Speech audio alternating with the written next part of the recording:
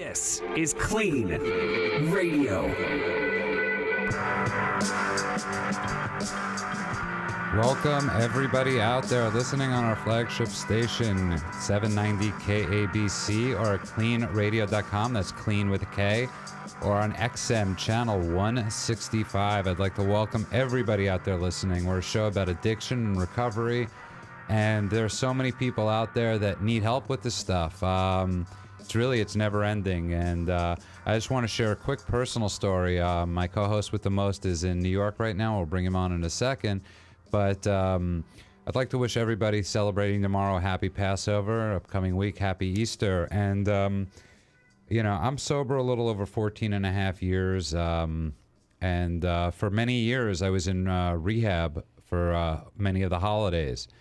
And it was a very lonely time to be in rehab, and I can't imagine what my parents were going through as they had to put their son in rehab. And my mother one year was really nervous that when she put me in rehab, it was through Passover, and it was a Jesuit priest at this rehab that promised my mother that her son would have Passover. And this Jesuit priest on Passover brought me matzah, he brought me grape juice, and you know, he made this Passover for me in this amazing rehab in upstate New York called Veritas Villa. And it was really a special thing, and everywhere I was, I always had these guardian angels. And at our treatment center right now, we have a few kids that come from the same type of background that I do. And I was supposed to fly back to New York tonight to be with my parents tomorrow night on Passover, but I decided, you know, we have a couple kids in rehab right now that come from the same background as I do. Maybe it's my way of giving back. And I called my parents up, and my mother reminded me about that Jesuit priest that did that for me. And my parents gave me the go-ahead, really, and they said it's as important to be with those kids and those people in treatment. So tomorrow night at KLEAN Treatment Center, we're going to have a wonderful Passover Seder for all who are wanting to come. And there are so many parents right now that are driving around that have family members in treatment or they're struggling. And I got to tell you, 14 and a half years later, the gift is that I could do what was given to me for free by so many people. So if you're driving around and you're struggling, I beg of you to give us a call. And from any denomination, no matter what. And yeah, it's going to be a huge eclectic bill of fare at our Seder tomorrow night. You don't know who's going to be there, and that's what makes it fun. So give us a call. The number here is 888-375-3613. That's 888-375-3613 with any addiction questions you could have. I also want to say hello to one of our fans. We have great fans all across America, but there's one in Arizona. Her name is Alicia, and her husband, Mike. Alicia's got, I believe, 63 days sober now, and her son had kidney surgery this week, Gavin, this past weekend, and he's doing great. He's 2 years old. And I just want to give him a special shout-out if everybody could have them in their prayers. And this is KLEAN Radio. Let's welcome my co-host with the most in New York, Andrew Spanzuk. Andrew. Hey, Judah. What's going on? What's going on? Sorry I'm not going to see you in New York, but, you know. It's okay. You'll get your gift later. Yeah. You actually did get me a gift, right? You got me a hoodie, supposedly. I've gotten you a very special hoodie because I know you're not wearing one tonight. What's going on? It's not that. It's pretty hot outside, and I barbecued for 60 people at KLEAN before I came here, so I'm trying to still get a little chilly. Well, you're very lucky because it's freezing here. All right, that's the rumor, and it's, yeah. And you have your colder to carrier. Or to carry. Yeah. So what people don't know is you have issues when it becomes cold to hot. Anyways, we're boring people out there with your issues. What's going on in New York, Andrew? Just exciting stuff. I've been doing a lot of work on developing the business and growing things and helping more people all around the world. So. And we actually have an amazing show tonight. And this is actually an amazing woman. Her name is Ann Wines. I'm sorry about that, Ann. It's your fault. I blame that on you. Her name is Ann Wines. She's written a book called I have the book's name in front of me. It's she's written an amazing book and called The Journey to the Heart of Pachamama. It's one woman's travel through love, sobriety, and volunteering in Peru. And Andrew, and we were talking before the show about her journey, and she's written this book, and she was saying, that she doesn't, this is like her, this is her pet project, and she doesn't care about the money. And I was like saying, well, you should meet Andrew, because he builds rehabs and he doesn't always care about the money either. And people want to kill us sometimes, but I figured you guys would have a lot in common. Well, I think that, whatever you do pays back in many ways, so. No, totally. So let's welcome to the show. Let's welcome guest Ann Wins. I'm sorry about that, Ann. Ann Wines. I'm sorry. Wine. Think of wine, I know, red but wine, okay, and then... Andrew, just so you know, and just so everybody out there knows, before the show, her soon-to-be name is Rivera. Right. And this got all you're complicated. Asking for an early relief? Yeah, I have no... What did you just say? Sorry? Early relief, so you could say Rivera easier, that just have her get married quicker. Yes. No, she is married, and she's expecting a child. Right. Oh, okay. And her book is about... Why don't you tell us a little bit about your book? So the book is my personal journey going down to Peru, trying to be of service. I had about 3.5 years of sobriety, and I was trying to kind of take my service to another level. And what transpired down there when I went, the intention of what I thought I was going to do and what actually happened was, far beyond my wildest imagination. And it was just such a beautiful story that I felt it needed to be told. And I think what's amazing is that people need to know is that, you got sober when you were 30. Yeah. And you're a former pro beach volleyball player. Right. And you played against some of the greats. I did. And what essentially happened? What is sort of that path? So you got sober at 30, and then what happened? So what's my path since I got sober? Yeah. I played 1 year of professional volleyball sober and had the most success that I've had in my whole volleyball career. Surprise, surprise. And then life kind of decided that it was time for me to move on. I wasn't willing to do it myself. My ego was very attached to, being a professional athlete and what came with that. And so my higher power decided to snap my Achilles tendon, which is kind of how I see it. It was like this blessing in disguise. And it was kind of the injury that I couldn't come back from. And so once my Achilles tendon snapped, my volleyball career was over in an instant. And I had to kind of figure out who I was. I had 1 year of sobriety, and I was confused and raw and lost my identity. And so then I did a trek across Spain and walked from one side to the other. There's a pilgrimage there called El Camino de Santiago. Yep. And that was for me to try to find myself and to connect with my God and my higher power and see what was out there for me. So you played professional, beach volleyball, but you were going against some of the big, some of the stars. I mean, you were close to becoming one. Yes. Who are the people you played against? I mean, Well, Misty May and Carrie Walsh are obviously the top of the heap. Yeah. And have been for a really long time. So I competed against them on the beach 7 times, I think, in professional tournaments. And then I played internationally. And so there's other kinds of stars. And you beat them? No. I think they were on their streak of not having lost in, I don't know. We could say you beat them. Why not? And, you beat them. You beat them spiritually. Okay, so I want to talk about something very important. By the way, if you just tuned in, you're listening to KLEAN Radio. That's KLEAN with a K. We're in the studio tonight with Ann Wines, you got it. author of an amazing book out right now called Journey, Sober Memories of Journey to the Heart of Pachamama. Andrew, can you believe I actually pronounced that correctly, that one? I don't think you really did, but it's okay. It's coming out smoother each time, though. Pachamama. Yeah. But I want to talk about something interesting is that you were talking about that you were 30 and you got sober and you were trying to find out who you were. You had this major. And Andrew, don't we find this all the time when people are getting sober? They have that moment where they're trying to figure out who they are? Yeah, I think that, who and what you are changes if you've been really addicted. And people often find themselves finding the things that they thought were important much less important. And is that what you found? I mean, did the volleyball become, as you went to, obviously you went to Peru, and you had this, did you find that became less, like, do you enjoy more than anything what you do in the present as opposed to regretting the tendon tearing? I mean, the tendon was the blessing. Right. Like, I just don't have anything to do with volleyball anymore. It was like it completely stopped, and this whole other area of my life opened up. It's almost like in recovery, we recover our authentic selves. But with all that volleyball and ego in the way, it was blocking me from what my true purpose was. And what is your true purpose?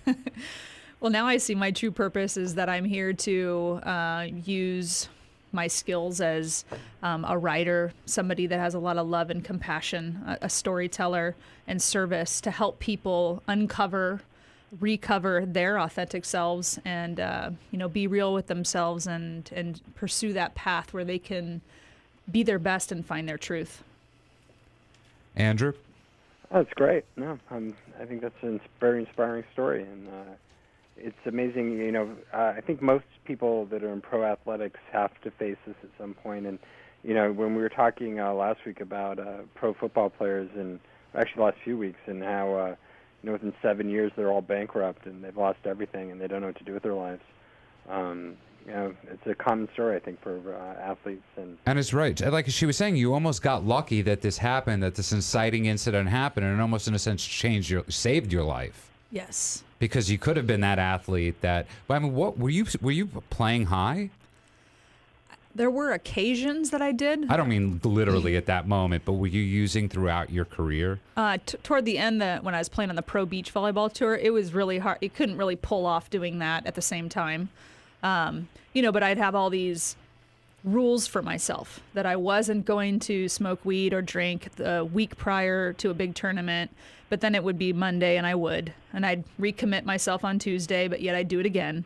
And then Thursday, and then it's the night before the tournament and I'm smoking weed again, and chastising myself and feeling shameful and so mad at myself for having done that, and then I go compete, but I wouldn't be under the influence, but I would have broken every guideline and rule I set for myself to perform at the highest caliber that I could. So you were addicted to marijuana. Absolutely. Which is funny, Andrew. The reason I bring that up is because last week we had a doctor, one of the a marijuana doctor on, and we were discussing, because people don't think marijuana is addicting.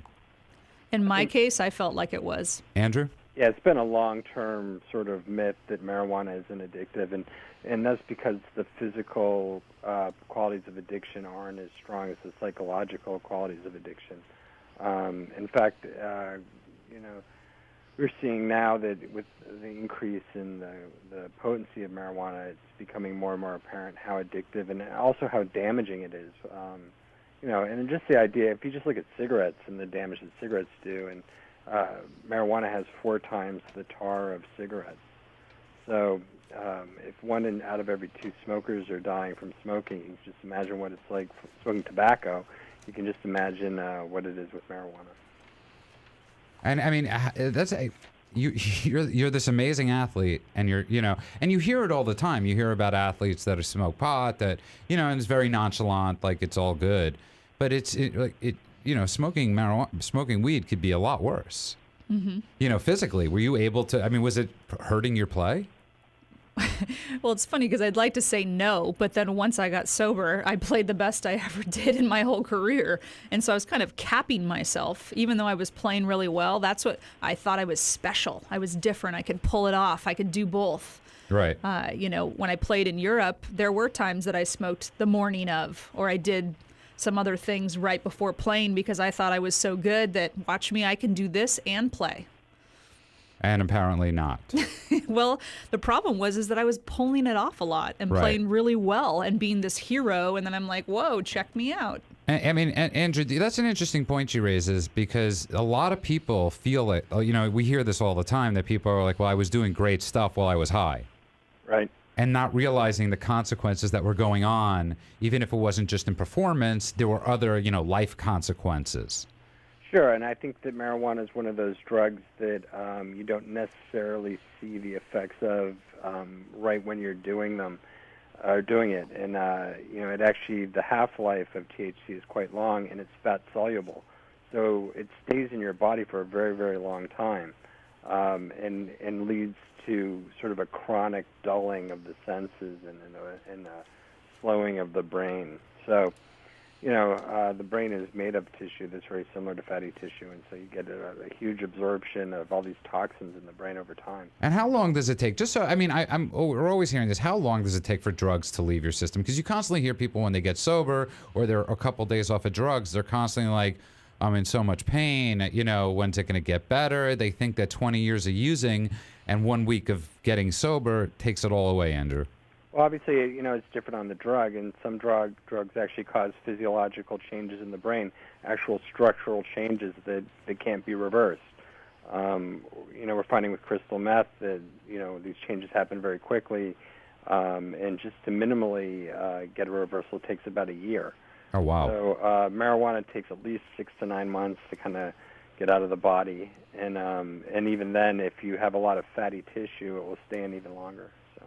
And by the way, if you just tuned in, you are listening to KLEAN Radio. Give us a call at 888-375-3613.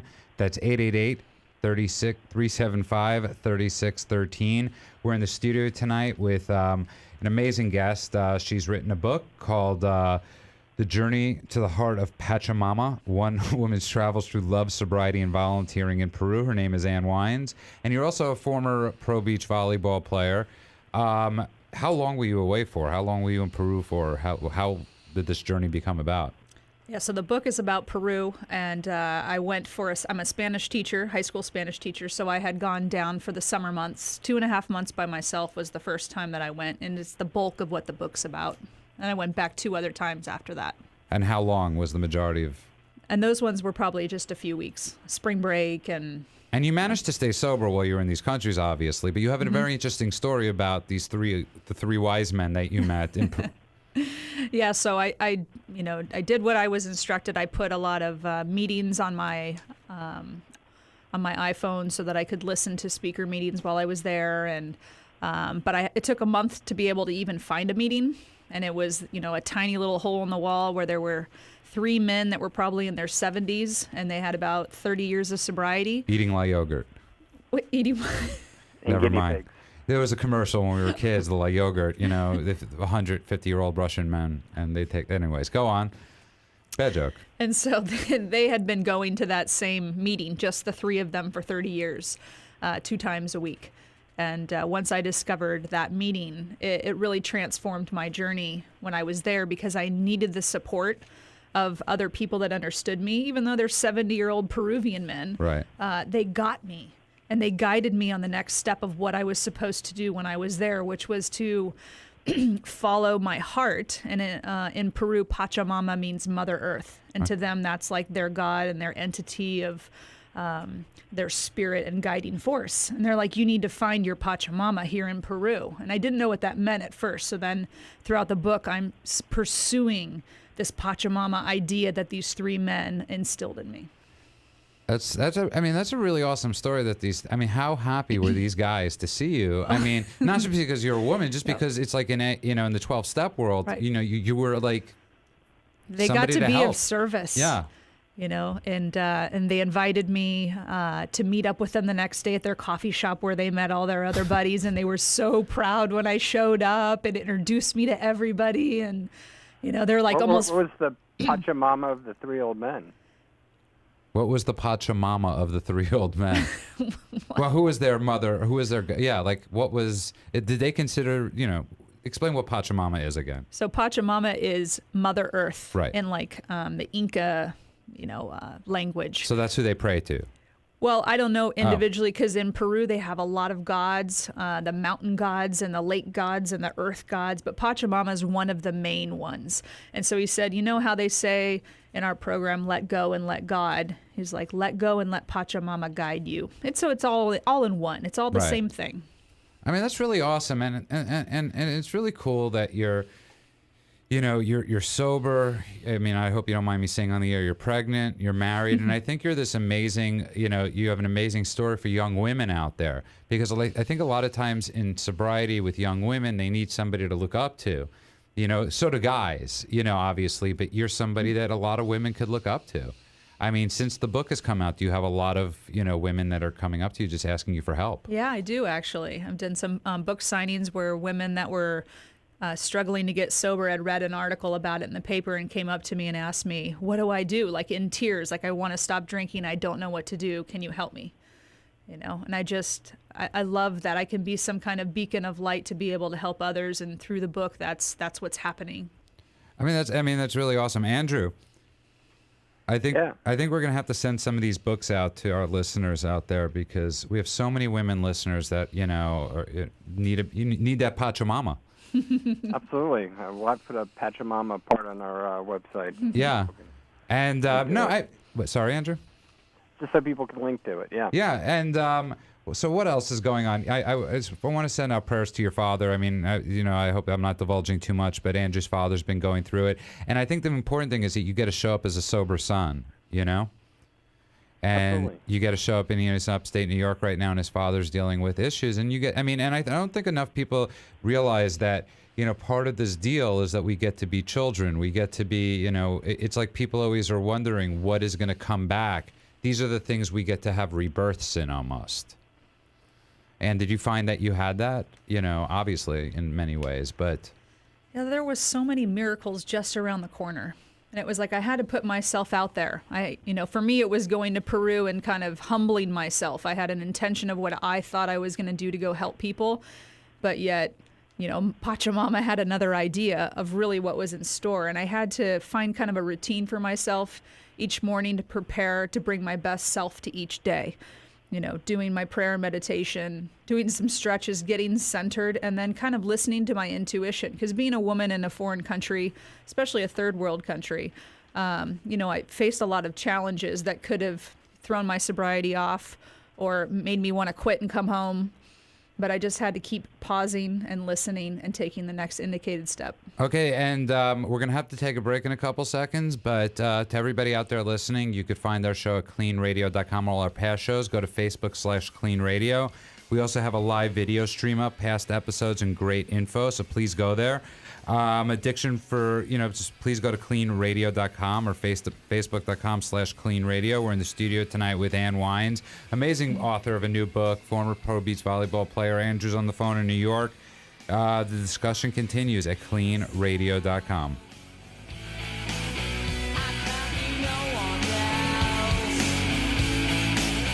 Are you struggling with an addiction that's ruining your life? Want to have a confidential conversation with a professional that will immediately assist you? Do you suspect a loved one is abusing drugs and would like a free drug testing kit and consultation? KLEAN Treatment Center is standing by right now to help those with addictions and the people who care about them. Call 888-601-6040. That's 888-601-6040. Or go to KLEAN Treatment Center, that's clean with a K, KLEANTreatmentCenter.com. Welcome back to KLEAN Radio. We have an amazing guest in the studio tonight. We have Ann Wines, author of the book, Journey to the Heart of Pachamama.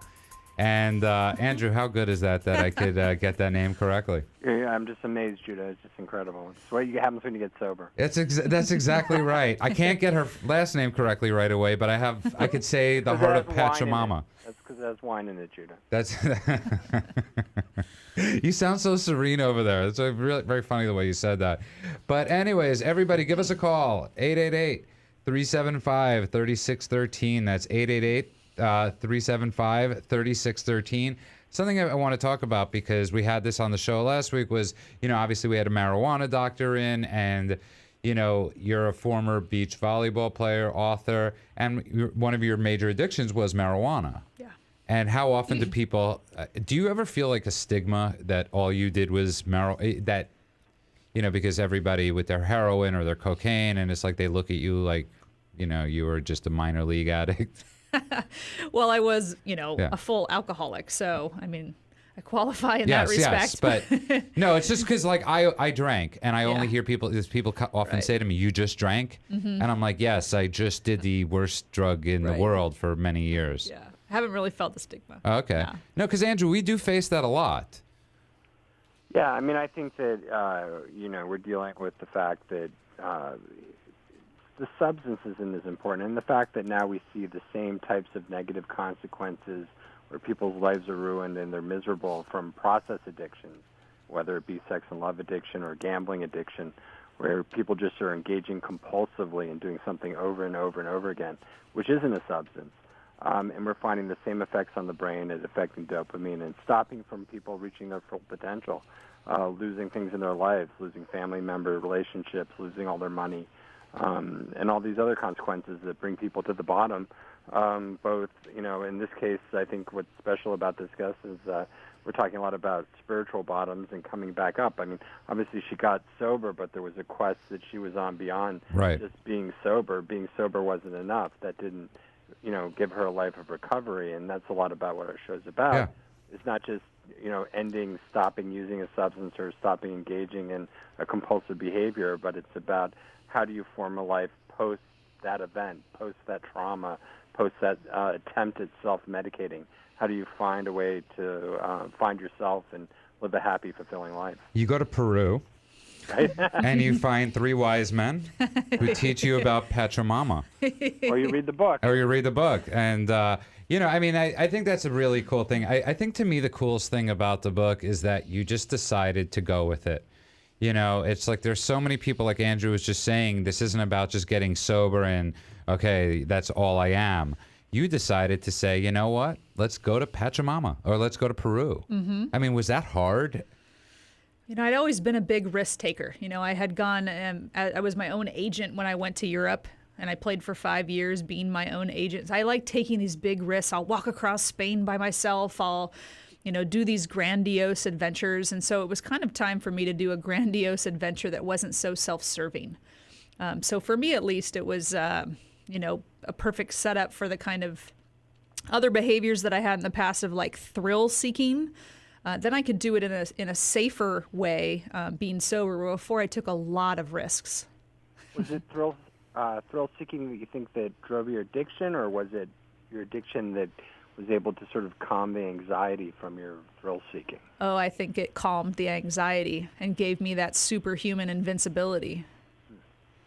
I mean, that's actually a really important question because you had this major injury at 30 years old. When we're using, we don't realize we have injuries. Do you ever think about that maybe, it's like you were a little injured and then this popped, and your addiction may have, Yeah, very likely. I mean, that's, because you always hear this, Andrew, right? People are like, when I was using, I was never sick. Right. Well, they were sick all the time. Right. You just weren't conscious. So you were playing this amazing. I mean, was your family at all involved? Did they realize what was going on, or were you just really good at keeping this hidden? I was really good at keeping it hidden. I graduated from a good university. I'm a top level volleyball player. I'm accomplishing a lot that looks good on the outside. But if you unzip me and look on the inside, I'm just rotten to the core. But I was able to put on the exterior to kind of fool everybody. Who was your partner? Sarah Lynn Smith. In volleyball. And beach volleyball. Yeah. When I played in Europe, it was indoor volleyball, and then I was on the Spanish beach tour over there. So your partner now, when you told her, I don't know if you've spoken to her, and when you told her, if you did, that you're sober, was she like, I didn't realize you had a problem? She didn't realize it was that kind of problem, and she actually left me as a partner, as a business decision, because it's tough to get sober, and at the time I was in the middle of the tour. And I became raw and kind of not able to play very well for the first couple months. I was so insecure and absorbed that it was hard to play in a center court in front of thousands of people. And so she needed to switch and play with another partner. But then once I got my head on straight, she came back to me and we had a lot of success together. And that's when you had your best year. Yeah. Until your injury. Right. I mean, that's pretty amazing. So you were able to just hide it from everybody. Yeah. And, are people shocked, though, because normally we're used to dealing with people a lot of times, Andrew, isn't it fair to say, we're used to dealing with people that everybody knows? That they're... addiction doesn't look the same for everyone. There's many types of addictions, and there's not just substances, I've said, and not just process addictions, but the way that addiction appears and how it looks from the outside in is always different. Everybody's an individual, and like I said, there's different levels of addiction. There's abuse, and then there's active addiction. There's very quickly developing, highly susceptible genetic components that can create people that are instantly addicted the minute they touch alcohol. While there's progressive alcoholism that can take 20, 30 years to develop into chronic heavy drinking and then alcoholism. So, it never looks the same, and or rarely looks the same. And that's one of the things that makes it so complex, and one of the reasons that it's so stigmatized is that people who are able to say moderately or heavily drink for 20 years don't think alcoholism, is a moral failure or an inability of people to control their own drinking or behavior. And then one day they wake up and they just feel this compulsive need to drink all the time, and then they get it that, it's not just a problem that people can control easily. It's actually a real illness. Yeah, one of my tricks was to have like a bunch of different groups of friends. So I Right. wasn't having any consistent behavior in any one of the groups. Or I lived in Europe for 5 years where I lived in villages where nobody spoke English and nobody knew me, and I lived in my own little world. And so nobody knew what I was doing. Right, and isolation is one of the most common traits of addiction. Yep. That's one of the most common things that people do is they'll isolate so that they don't have to face consequences of their behavior. It's amazing that what you're talking about. It's like amazing the skill sets that addicts and alcoholics have. I mean, just in figuring out how to use in different situations, Andrew. I mean, it's pretty amazing. At the conference, I was at this speaking at the Scottish Recovery Festival last week when I called in, and I'm sorry, it was the Recovery Festival for Britain, and I was in London giving a speech, and there was a panel of ex-heroin addicts, and they were talking sort of ironically about how dependable they were because, 30 years they had scored all but 2 days, and Right. the entire 30 years and the amount of work and effort it took into getting a hold of drugs every day for 30 years. And that's what baffles people, what you're talking about, because how many people have we heard from our family members you always hear from them saying, if you only put if you only put the same, work towards, life as you did towards messing up, how great would you be? Well, I think also you look at, if you look at someone that's got a drug or alcohol problem, you tell them that there's drugs or alcohol at the top of a hill, they'll climb up that hill real fast. But if you just tell them to go out and exercise when they're getting sober, Right. all of a sudden climbing up that hill has a whole different... I mean, you're right. I mean, like addicts, we would be great, 100-yard dash runners if you put crack at the end of the finish line and people were using. You'd have a lot of very fast, but it's all of a sudden you get sober, run to that line, they walk a little slower. And that's the same thing about writing the book. Right. For me, like that wasn't something I was going to do prior to being sober, and writing a book's no joke. Like I'd never done anything like that before.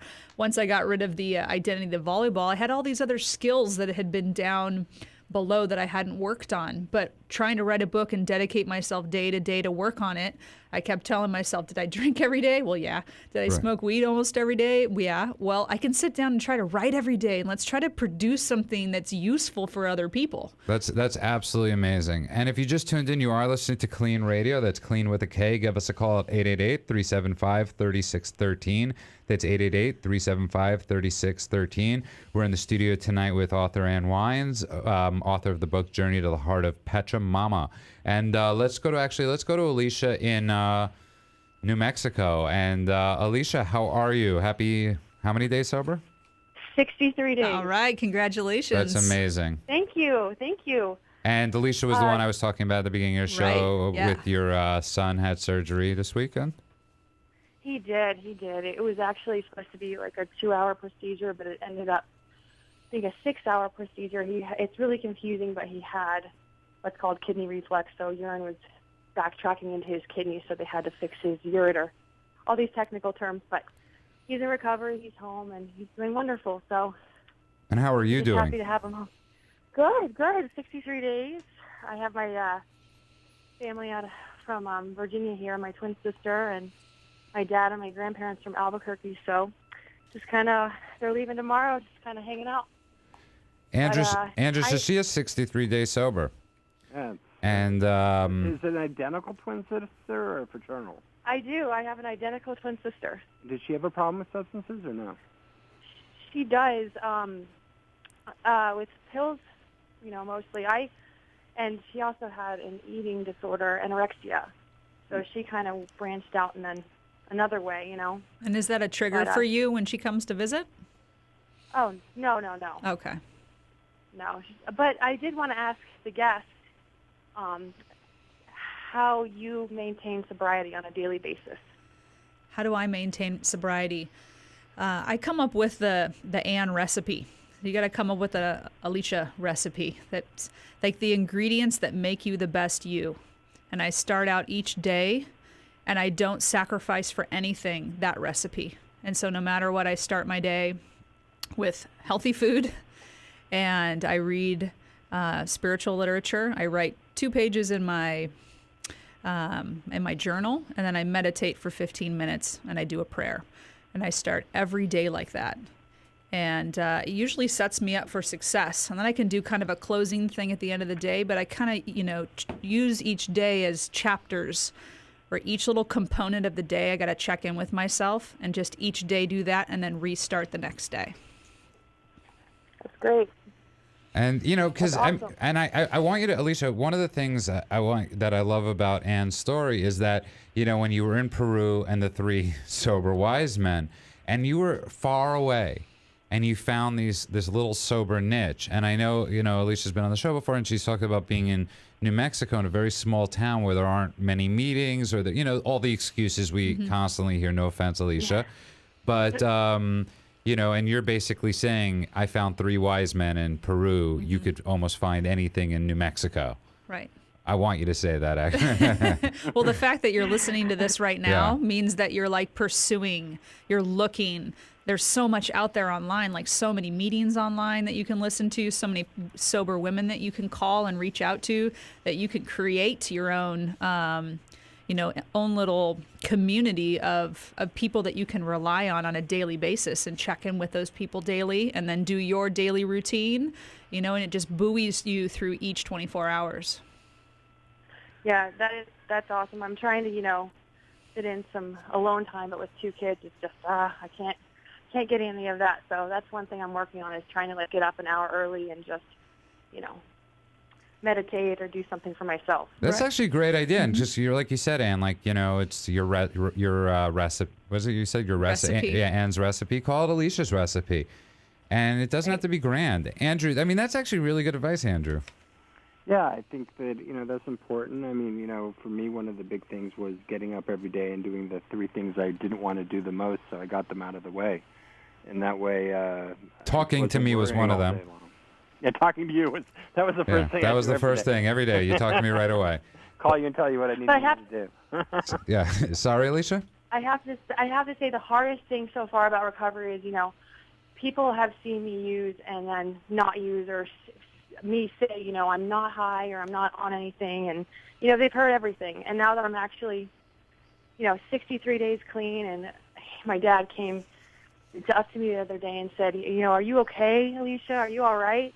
It's just so stressful because I'm actually doing good this time. I'm staying clean, and to hear that is just, it's hard. I'm actually doing good. Alicia, you don't get sober for other people. You do it for yourself.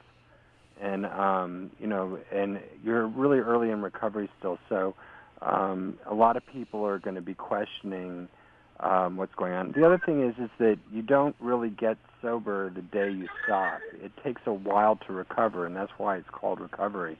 It takes time for your body to heal and for you to mentally become back to normal, and to recognize yourself in the mirror for who you are. And I think that's what our guest's talking a lot about, that there's a path to recovery. It's not just you get sober and then you're there instantly.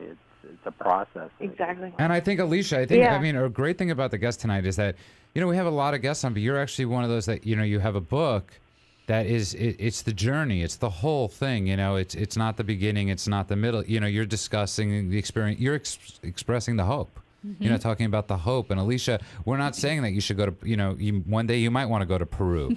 But what our guest is saying is there's a possibility of, you staying sober. Peru might happen.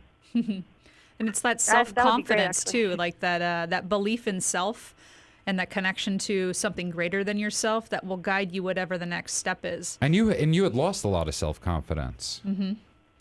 Yeah, I didn't know who I was anymore. Like, especially when you're in the 60 days, 90 days, even the first year, I was like, what am I doing? Like, who am I now without that? Right. Because that gave me the confidence. It gave me that social lubricant. It kind of was who I thought I was. It brought out this other personality that I liked, that I thought was kind of like my best friend that kept me company once I had a little buzz going. Remove that, and I'm like, who am I? Right. And there's the common phrase, the dry drunk, which is someone who just gets sober but then never really deals with any of the underlying issues that generally cause them to use and become addicted in the first place. So they just end up grumpy and angry and resentful.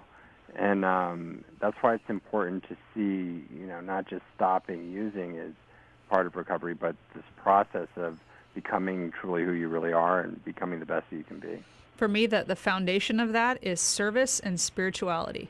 Like those two components will transform your life. And the promises start to come through and you get rocketed in the fourth dimension, as they say. But truly, like if every day you somehow find a way to connect to that spirituality, whether that's like going to the bathroom and sitting on the toilet for 5 minutes just to meditate, like it's your little getaway time from the kids or whatever's going on, and then you make a call to a newcomer, just those tiny actions like that consistently on a daily basis is going to transform your sobriety. So, Alicia, did that help? Yeah, that did. Thank you very much. And listen, give us a call back next week at day 70 and let us know how you're doing on Facebook, Alicia. And you know what? Well, we're going to send you an autographed copy of Anne's book, okay? And we're going to have Brian mail that to you. And Thank you so much. You got it, Alicia. We'll talk to you in a bit. All right. And if you just tuned in, you are listening to KLEAN Radio. That was Alicia calling from New Mexico, asking our guest Ann Wines about how you do it. And I'm sure you get asked this a lot. Or not enough. I guess not. But just, it's like we have a girl now in New Mexico, newly sober, and who really can't see out, who can't see. But you're talking about the journey. You just kept on going with the journey, and then one day it happened. Mm-hmm.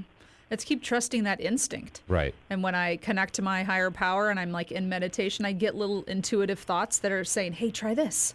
And it's easy to ignore it. You go like, no, I'm busy today. Or I don't feel like, no, that's too great. That's too big for me to try to do. And it's like, well, let's try and let's see what happens. Andrew? Oh, it's great. I think that one has to keep oneself challenged. And, I think that what we see over and over again on people that come on our show that are sober and recovery and that they surprise themselves. Okay, so there's actually an interesting story our director Rand gave to us, and it's 5 celebrities open up about their drug use, right? And it's none of them are sober. They're just actively talking about their drug use. Right. So we got Michael Bublé, who's talking. I don't even know if he's famous, but he doesn't see anything wrong with, relaxing with a joint or, do you think that these people sometimes, Andrew, speak and don't realize that their words have consequences, that like young people are listening to them?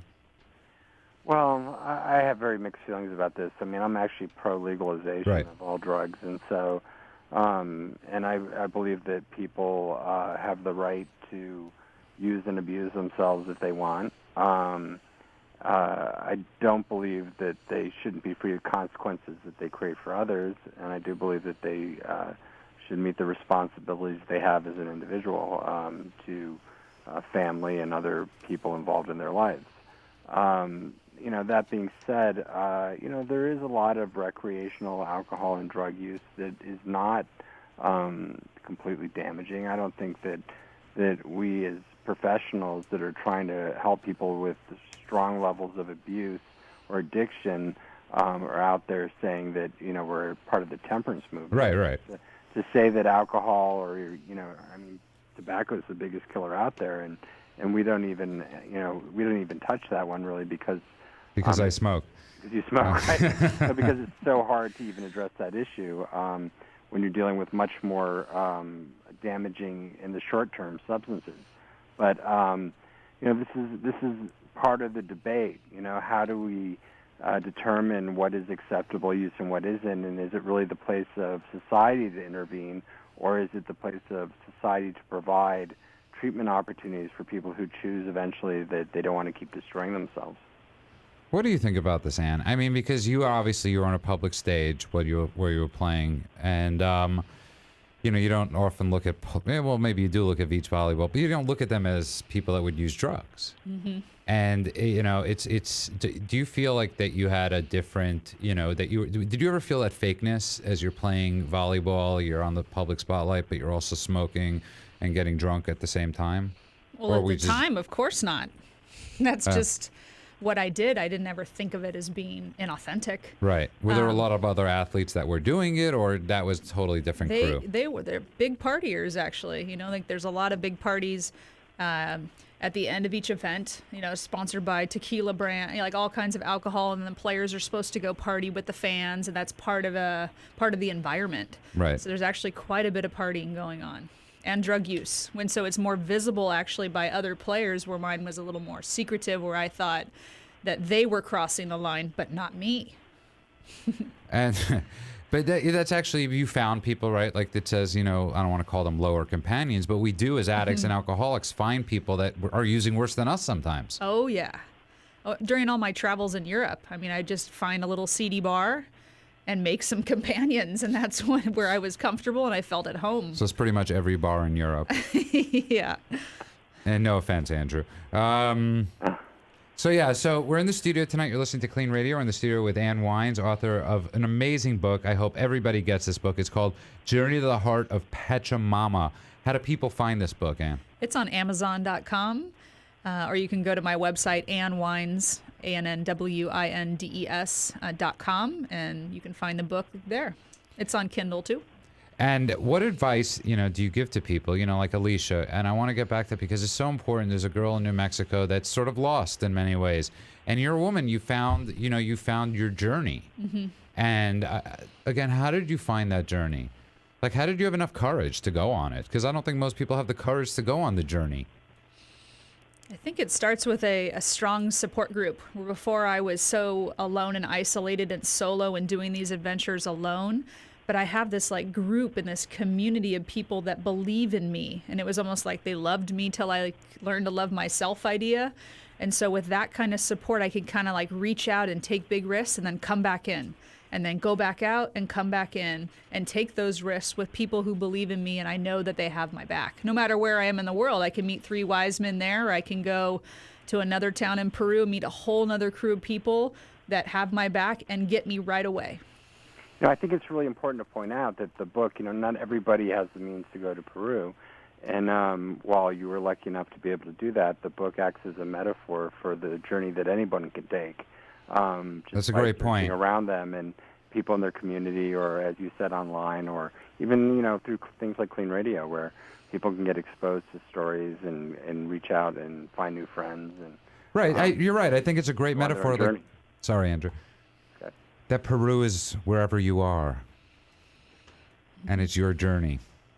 I was trying to be poetic, Andrew. One of the lessons that I learned there was that it wasn't about me being extraordinary. It was about me creating space for other people to be extraordinary. And that's truly the gift.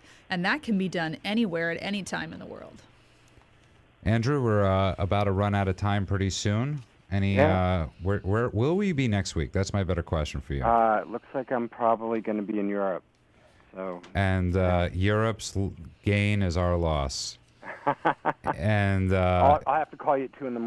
again from Europe. So no, and one of the things I think is really cool is what you're doing, and people don't realize that you're on this journey to to help people actually, and you're going to Europe. And it's really in a sense what Ann's doing too. And I think that's we talk about this show. It's about people that are getting sober, going on their own personal journeys, no matter what they are. Yeah, for me, it's always been a quest to help people that were mentally ill or people that had problems with substance abuse, and I've been doing that for 22 years, and that journey right now is taking me to Europe, where people are moving from a public health model towards abstinence-based programming, and they don't know how to do it.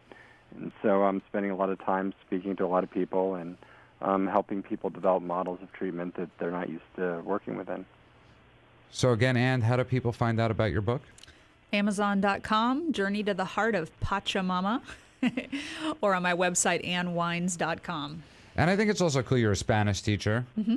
And, you have, it's really pretty, I know you talk about this, and one of the cool things is in your last chapter book, you talk about how you met your husband. And I really want people to read this book because it's actually, I always brag that I have a really cool story about how I met my girlfriend at Cedars-Sinai Emergency Room. It does exist, everybody. I've verified it. Yes, but Ann's actually has a better story than me in many ways. Not that we're in competition. So I encourage people to read, to go and read this book, because in the last chapter you share how you met this guy, and it's a really cool story. Should I ruin it on the air now? Well, you can tell it. Or you could tell it, because I would be ruining the story if I told it. But tease people a little bit, because we are running out of time. It has to do with Catalina Island. Yes. I was hiking from the north side to the south side. He was hiking by himself from the south to the north side, and we literally crossed paths and set up our tents on a cove right there and met just serendipitously one afternoon, and it was just meant to be. And actually, the baby's kicking a lot right now. I think she likes the show. So it's amazing, because so much of you're telling people basically, if you hike, you will have a great life. If you put yourself out there. Yeah, you know what? That you're 100% right. Mm-hmm. You know, Andrew, right? I mean, that's like the best advice is like just put yourself out there. Good things could come. Yeah, face fears and don't isolate and live life. That's what it's all about. And that's what we try to encourage people with getting sober. It's like people are always like the doom and the gloom, and it's like, no, that's not what it's about. It's about living your dreams, right? Getting out there. And we're not saying your dream is necessarily out there writing a book. That was your dream, Ann. Mm-hmm. But you just decided to do it. Yeah. And I really think it's just an amazing story. I actually really do. And I'm going to tell every woman I know, and it's not many, to go and buy your book, because I think the journey that you're talking about is really amazing. And I really want to thank you for coming into KLEAN and for KLEAN Radio. Andrew, I wish you bon voyage on all your journeys. I'm sure I'll talk to you later. Absolutely, yeah. And have a great night. I want to thank everybody that helps put this show together. I want to thank Rand. I want to thank Patrick, our video guy. I just want to thank, not just our video guy, he's the best video guy in town. The guy behind the boards, who I can never remember his name, Steve. And, I try to thank everybody. I want to thank your friend for bringing you here, Ann. Thank you. My friend Carrie, my husband, Sam.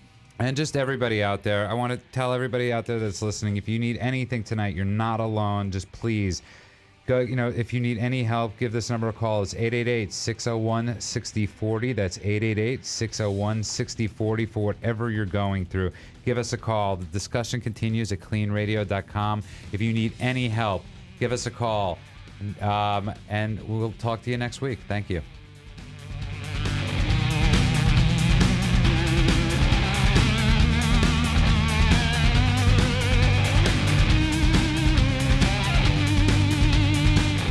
Are you struggling with an addiction that's ruining your life? Want to have a confidential conversation with a professional that will immediately assist you? Do you suspect a loved one is abusing drugs and would like a free drug testing kit and consultation? KLEAN Treatment Center is standing by right now to help those with addictions and the people who care about them. Call 888-601-6040. That's 888-601-6040. Or go to KLEAN Treatment Center, that's KLEAN with a K, KLEANTreatmentCenter.com.